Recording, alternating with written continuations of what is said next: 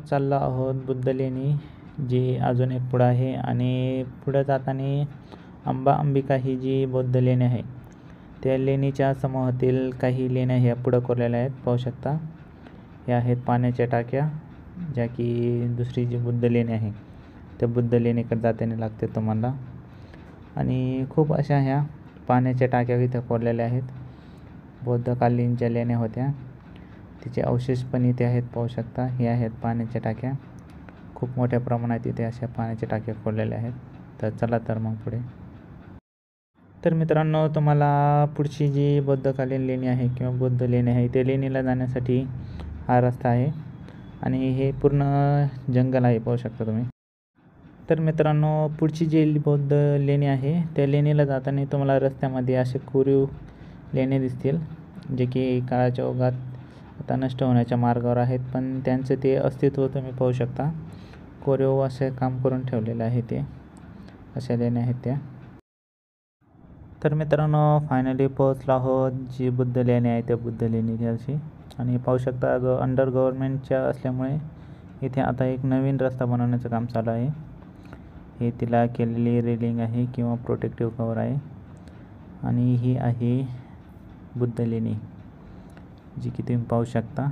आणि हा आहे नवीन बनवणारा रोड, जो की आता चालू आहे तो. मित्रांनो, हे आहे सर्वात सुंदर असं चैत्यगृह, पाहू शकता. मित्रांनो, हे आहे स्टार्टिंग कोरीव लेणी, पाहू शकता. देन त्याच्या पुढं आहे एक पाण्याची टाकी किंवा पाण्याची पोळी असे म्हणतात. त्याच्यावर एक शिलालेखाला लिहिलेला आहे. तो हा आहे की ज्याने ही पाण्याची टाकी कोरण्यासाठी धम्मदान दिले, त्याशी रिलेट आहे तो. देन पुढे आल्यावर तुम्हाला हे असे अनेक पाण्याचे टाके पाहायला भेटतात, पाहू शकता तुम्ही. ग्राउंडला जे अंडरग्राउंड आहे त्या अंडरग्राउंडमध्ये ह्या लेण्या पाण्याच्या टाक्या खोदलेल्या आहेत, पाहू शकता. काही आता गाळ्याने भरलेल्या आहेत पूर्ण.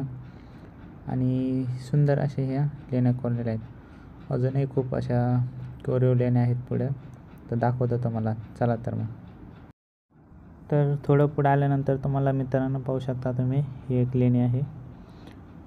सुंदर अशी कातळात कोरलेली लेणी. जुन्या काळात जे कोणी इथं बौद्ध भिक्खू राहत होते त्यांच्या निवासाची व्यवस्था असते. आणि अजून काही पुढे गेल्यानंतर खूप असे पाण्याच्या टाक्या, ही एक पाण्याची टाकी आहे खूप मोठी अशी, पाहू शकता मित्रांनो. ते आता पाणी आहे तिच्यामध्ये. ही पण एक पाण्याची टाकी आहे, पाहू शकता. आणि हे आहे एक विहार किंवा लेणी म्हणू शकता तुम्ही, की जेथे बौद्ध भिक्खू निवास करायचे. हे शून्यग्रह आहे छोटंसं. ते जुन्या काळात जे कोणी बौद्ध भिक्खू वगैरे इथे राहत असतील त्यांच्याही निवासस्थानाची व्यवस्था आहे. आणि हे जे तुम्ही पाहू शकता कोरीव काम केलेलं हे अत्यंत सुंदर असं आहे. अंडर गव्हर्नमेंट असल्यामुळे इथे सध्या काम चालू आहे. इथे वाळू टाकण्यात आलेले आहे. तर पाहू शकता मित्रांनो, सुंदर अशी लेणी आहे आणि त्या लेणीमध्ये सुंदर असे हे पाण्याच्या टाक्या. तर थोड्या वेळानंतर पुढे आल्यानंतर इथे पण हे विहार आहे, छोटंसं लेणी आहे, पाहू शकता. इथे पण लेणी आहे. हे आहेत जुने पिलर्स, हे आहेत पाण्याच्या टाक्या, पाहू शकता.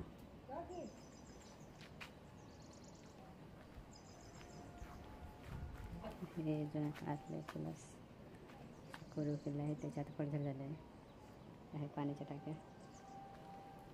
ही आहे एक लेणी.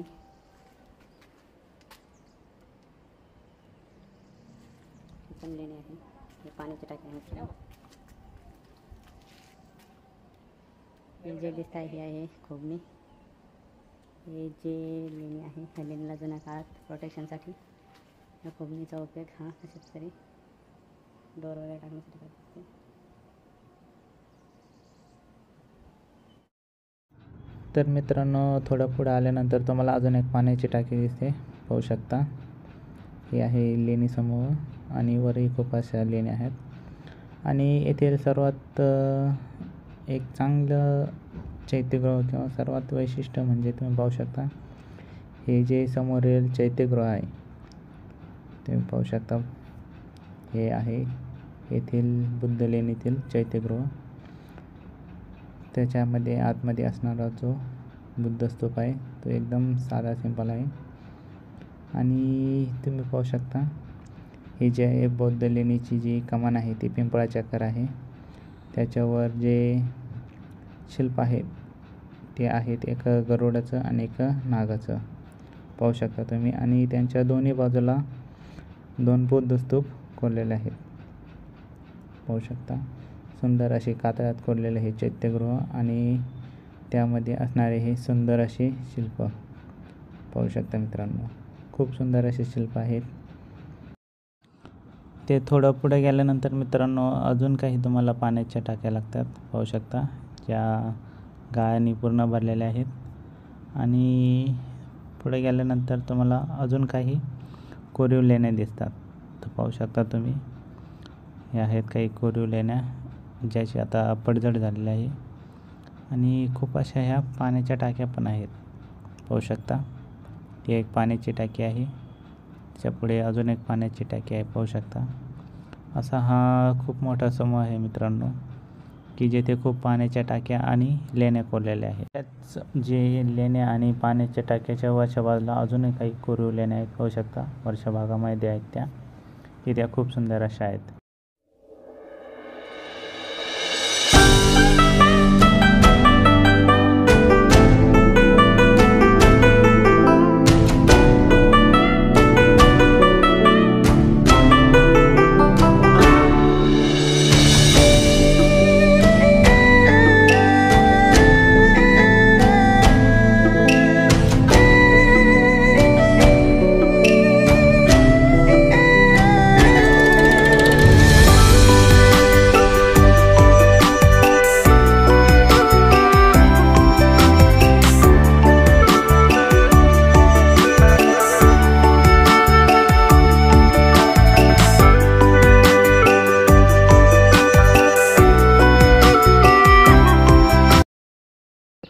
ग्राउंड फ्लोअरला ह्या सर्व लेण्या आहेत आणि ह्या साईडला पण खूप लेण्या आहेत. आता वर जे पाहू शकता माझ्या मागे ह्या आहेत बौद्धकालीन लेणी आणि त्या सुंदर असे विहार कोरलेले आहेत किंवा शून्यग्रह आहेत. तर दाखवतो तुम्हाला, चला.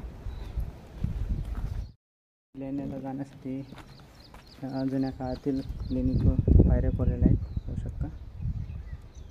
हे आहेत ग्राउंड फ्लोअरमध्ये असणारे लेणे आणि हा आहेत फर्स्ट फ्लोअरला लेणी. तर चलतो मित्रांनो, हे जे सेकंड फ्लोअर आहे किंवा फर्स्ट फ्लोअर आहे त्या फर्स्ट फ्लोअरच्या ज्या लेण्या आहेत त्या सुंदर असे नक्षीकाम केलेलं आहे होऊ शकतं. तुम्हाला दाखवतो. येथे आहेत काही सुंदर नक्षी घातलेल्या लेणी पाहू शकता. येथे सुंदर काम केलेलं आहे. हे पण आहेत लेणी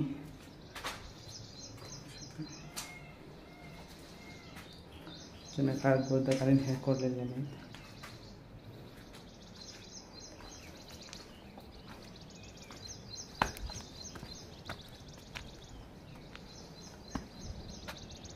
पाहू शकता इथे सुंदर असे शिल्प कोरलेलं आहे.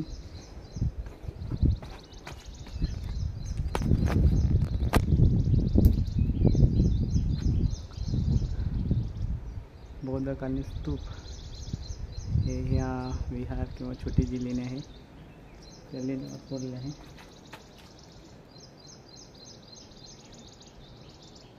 पाहू शकता सुंदर असे शिल्प कोरलेले आहे.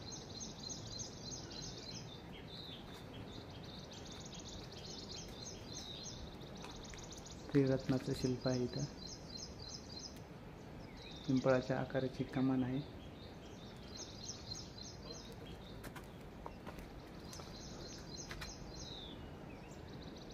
बौद्धकालीन स्तूप आहेत.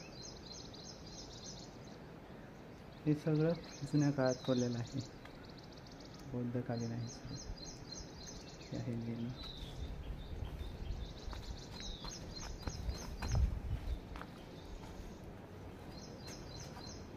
खूप सुंदर अशी जुन्याची ही बौद्धकालीन लेणी पाहू शकता.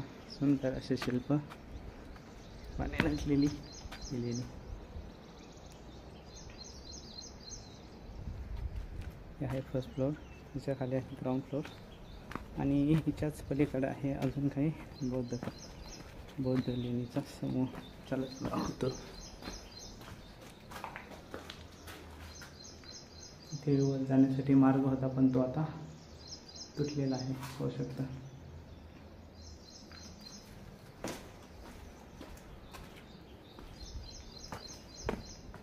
हे इथे आहे अजून काही लेणी होऊ शकतं.